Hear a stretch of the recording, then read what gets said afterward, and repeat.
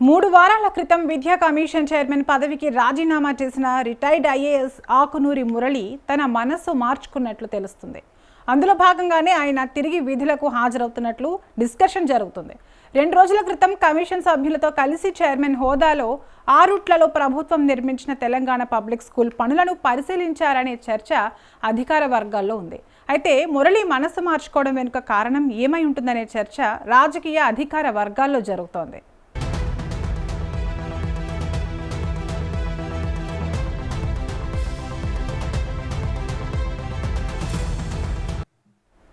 ఇంకా 4 నెలల పదవీ కాలం ఉండగానే ఆకునూరి మురళి మే 22న విద్యా కమిషన్ చైర్మన్ పదవికి రాజీనామా చేశారు.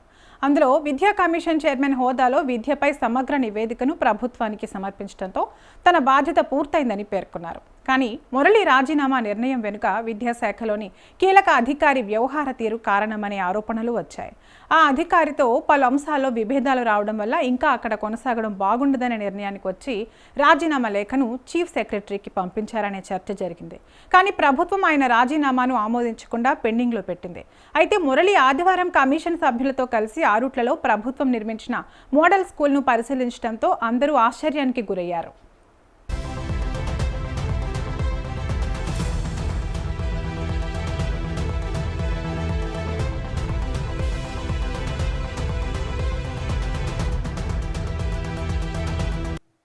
రాజీనామా నిర్ణయాన్ని మురళి వెనక్కి తీసుకోవడానికి ఉన్న కారణాలేంటి?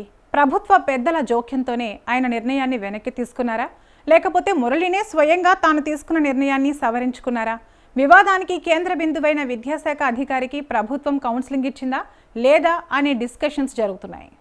ఈరోజు విద్యా చరిత్రలో సువర్ణ అక్షరాలతో లిఖించదగిన రోజు. మన గౌరవ ముఖ్యమంత్రులు వారి యొక్క విజన్ని ఇక్కడ మీరు ఆరుట్ల తెలంగాణ పబ్లిక్ స్కూల్లో చూడవచ్చును. సో స్కూల్ అంటే ఏదో ఒక తరగతి గది, 2 తరగతి గదులు, లేదా మరుగుదొడ్లు లేని పరిస్థితి, కాంపౌండ్ వాళ్ళు లేని పరిస్థితి అలా కాదు.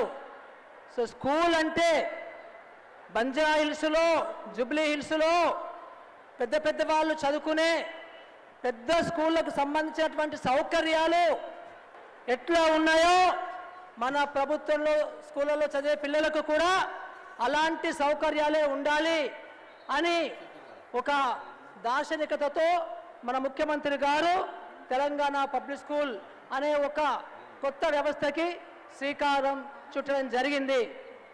ఇంతకుముందులాగా గవర్నమెంట్ స్కూల్ అంటే అట్లా ఉండడానికి లేదు. గవర్నమెంట్ స్కూల్ అంటే మనము ఆరుట్లలో కట్టుకున్నటువంటి ముఖ్యమంత్రి గారి సపోర్ట్తోని వారి కలల నిజమయ్యేటట్లుగా ఆరుట్ల స్కూళ్ళు కట్టుకోవడం జరిగింది.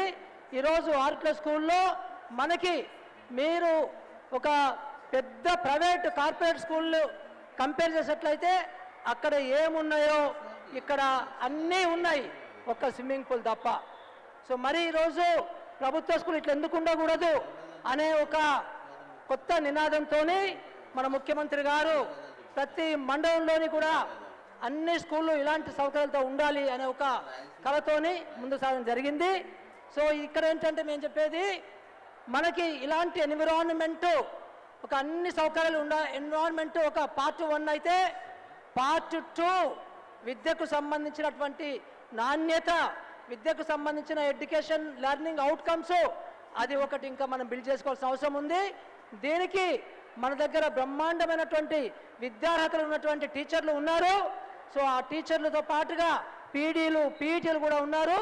వాటితో పాటుగా ఇంకా మనకు కావాల్సినటువంటి మ్యూజిక్ టీచర్లు, ఆర్ట్స్ అండ్ క్రాఫ్ట్స్ టీచర్లు, ఇలా రకరకాల ఎక్స్ట్రా కరిక్యులర్ యాక్టివిటీస్ చేసుకోవడానికి కూడా టీచర్లను నియమించుకోవడానికి ఈ తెలంగాణ పబ్లిక్ స్కూల్ వ్యవస్థ మనకు అలౌ చేస్తుంది.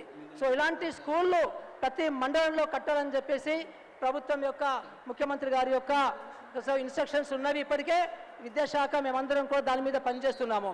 సో ఇలాంటి అవకాశము ఇచ్చినందుకు గౌరవ ముఖ్యమంత్రి గారికి, ప్రభుత్వానికి నా ధన్యవాదాలు.